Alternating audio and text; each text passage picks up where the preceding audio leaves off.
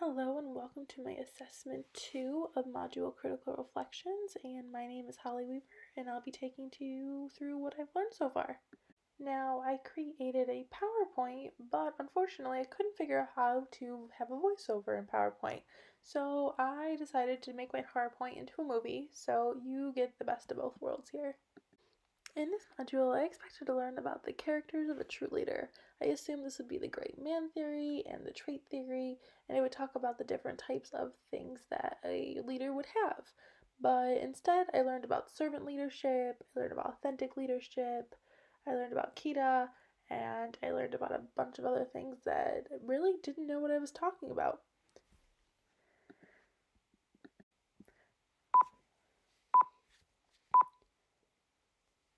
I really enjoyed learning about the servant leadership, and I like to see how Southwest Airlines was really running their company based on that theory.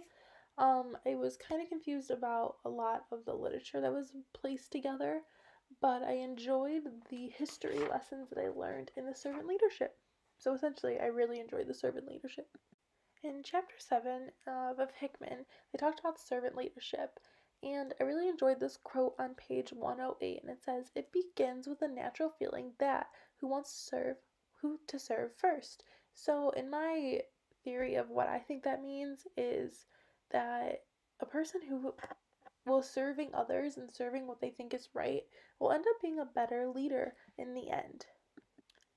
Now, Hickman also states that the person is sharply different from one who is a leader first, perhaps because the need to usage as unusual power drive or to acquire material possessions is a non-servant leader. Now, I think this means that the person who is trying to have a power or someone who needs the things, aka the money, or they have more of a drive that way, isn't really a leader because they're not really doing it for the right reasons. And I think that's completely true. If someone isn't trying to do something for the right reasons, why are they doing it? You should have a drive for what you have and what you should be doing. It shouldn't just be for things, money, or power. It should be for things that you actually care about, especially in the world that we live in today. More about servant leadership. It says on page 106 of Hickman, rather, they will freely respond to only individuals who are chosen as leaders because they are proven and trusted as servants. And that was on page 106. And that basically is saying that if someone wants respect at the end, they're going to need to know that their person works hard. Does this person know my job? Do they not know my job? I have had many people as managers, leaders, etc. over my life that have no idea what people under them are doing, and they don't know what the working hard aspect of the job takes. There are a lot of people that tell us what to do in our jobs, especially in this life, but they really don't know what the real meaning of it, and it's hard for people to be motivated and respect people when they really don't know what really goes into their jobs. And Robert Greenleaf of 1904 also states, "Good leaders must first become good servants." And I think that's just a great quote to have, that you must be a good servant before you're a good leader. Now, moving into cultural content, which is something I'm very passionate about, especially being in jobs where I've had a lot of people who've worked from different cultures, and I've had leaders and bosses and managers and coworkers that have been from different cultural backgrounds. So, this is something I find very passionate to what I do, and especially being in the classroom daily, having different cultural ideas is very important to how I teach young children. And in Hickman on page 120, he states, however, for the operationalization of culture and leadership research, they identified two different categories. First, visible indices of cultural re-elected by such differences between groups as country boundaries, and second, individual indices of cultural reflected by the values and norms of the social group have agreed on over time. And that's on page 120. And essentially, the cultural differences in the world are affecting the way of communications. So I worked for a Fortune 500 company, and we had days and days of training on just the cultural differences that might be acceptable and not acceptable in the workplace. For example, the way we point. in America it's a lot different than other places, and our sarcasm is a lot stronger. So, and the way we present ourselves is different in different cultures. So we had to learn about the different cultures and the context and what we were showing them, because essentially when people came to the country and visited the company, we were their leader. We had to make sure that they knew what they were doing and we could solve their problems. And if we were not communicating the right way and not doing things that they found appropriate, that doesn't really show a good leadership and they don't trust us. So, we had a lot of training done on the cultural content, and there are a lot of differences that are affecting the communication. So, just be aware of what's going on in the cultural context as a leader, as a person, and just in everyday life. Now, moving forward with the Southwest Airlines video, I found this super fascinating because this is something that you just assume people are working to get a paycheck. They're working to get money.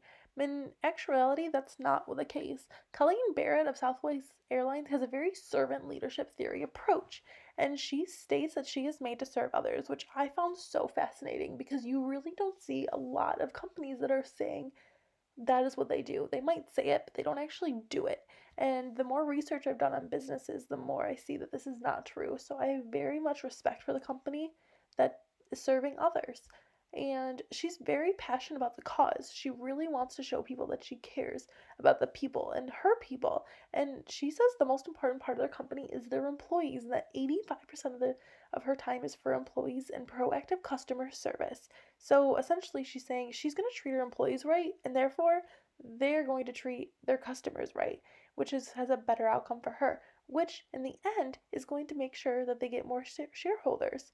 So, happy workers leads to happy passengers through customer service.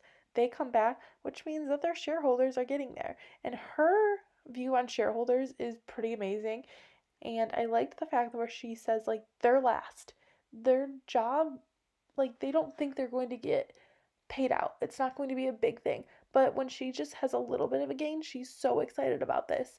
And I love that. They're not just there to get money. They're not there so their people come back and back and back and back to get more money. She's there to make sure her employees are happy, which helps her customers be happy, which I think is a great way for people to really think about how they should run a company, not just for the payout at the end. So the KITA approach, or the KITA approach, is something that I found very old school. This is something I found that would be World War II-esque, our grandparents, and something that's old school because now people are a little more empathetic and they think about the repercussions of what they're doing. And also, what's happening in the workplace? Like, why are they not motivating their workers? Like, they need to go and find the root, where the KITA or the KITA approach really doesn't say that. What it says it will do, it says it reduces time spent at work, spiralizing wages, fringe benefits, human relations training, sensitivity training, communication, two-way communication, job participation, and employee counseling. In my opinion, those are things that should be given anyway, and it's not really a motivation aspect. So I don't think that's a very good approach. Now, the author really states of this when he's talking about his dog and how he gives him biscuits and everything. And then he says on page 4, when industry wishes to use such positive kitas, it is available in incredible number in a variety of dog biscuits, jelly beans for humans, to wave in front of employees to get them to jump. Now, I don't know about you, but when being motivated, I don't want someone to be waving jelly beans or motivating me for a cause. I need a deep rooted issue for to motivate it. And for moving for a something that isn't really deep rooted like jelly beans or biscuits, that's not something that I think employees should be working towards. They should be working something a little stronger than that. And that wraps up my ideas on this week's modules and the readings that I've done. Here are my references. I hope this worked out the way I wanted it to. Thank you for listening.